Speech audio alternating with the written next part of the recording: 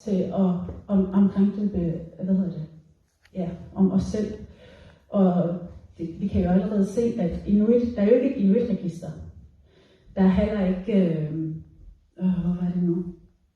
I vores pas, der står der, at vi er danskere, og de færøske, der står det som færøsk og danskere, eller færøsk-danskere.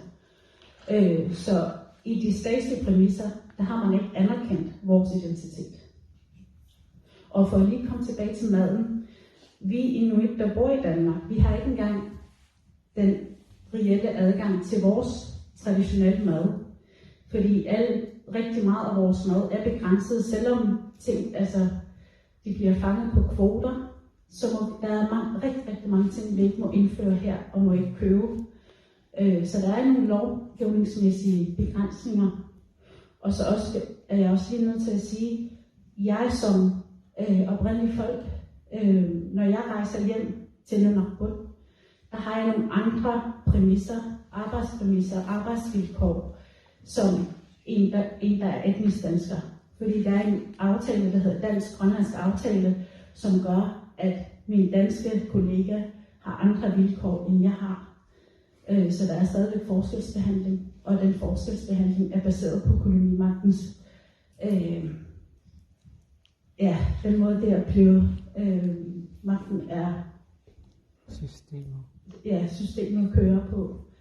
Så det er jo stadigvæk en videreførelse af den europæiske magtstruktur.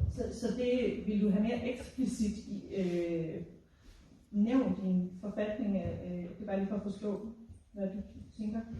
Altså, når man kigger på, hvordan Inuit oprindeligt debatterede, det er jo ikke på samme måde, som vi debatterer i det danske.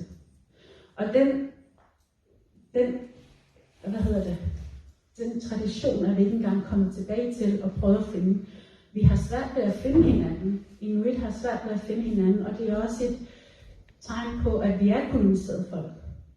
Vi går rundt, der er rigtig mange, der går rundt og tror, at det at blive dansker, det er det fine, eller det er det rigtige. Fordi det er jo sådan, vi bliver opdraget, både i uddannelsesmæssige kontekst og på universitetet. Der kan jeg også mærke, at det er det man kalder for gatekeeper for kolonial forståelse. På aktive studier, der læser jeg, at vi nærmest er nogle rovdyr, råtkødspisende rovdyr, og de begreber, som stadig bliver benævnt, som kan være ret frustrerende at læse. Jeg forstår jeg nu, så det er sådan den tankegangsmæt, synes du læser i forfatningen?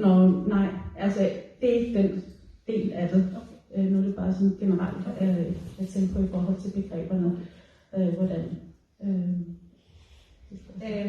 Jeg vender lige lidt tilbage til forfatningen der, og egentlig vil jeg gerne spørge dig, Rasmus, hvor meget har